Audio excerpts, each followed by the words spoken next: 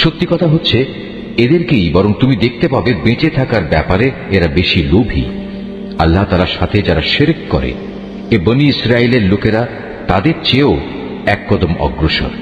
এদের প্রত্যেক ব্যক্তি 1000 বছর জীবিত থাকতে চায়, কিন্তু যত দীর্ঘ জীবনী এদের দেয়া হোক না কেন তা কখনো এদের তার অবশ্যম্ভাবী আযাব থেকে বাঁচাতে পারবে না। আল্লাহ তাআলা এদের যাবতীয় কাজকর্ম পুঙ্খানুপুঙ্খ পর্যবেক্ষণ করেন। হে নবী, তুমি বলো, কে সে ব্যক্তি যে জিব্রাইলের শত্রু হতে পারে? অথচ সে তো আল্লাহর আদেশে আল্লাহর বাণীসমূহ তোমার অন্তঃকরণে নাজিল করে দেয়, তাও এমন এক বাণী যা তাদের কাছে মজুদ বিষয়সমূহের সত্যতা স্বীকার করে। সর্বোপরি এ হচ্ছে মুমিনদের জন্য সুসংবাদবাহী গ্রন্থ।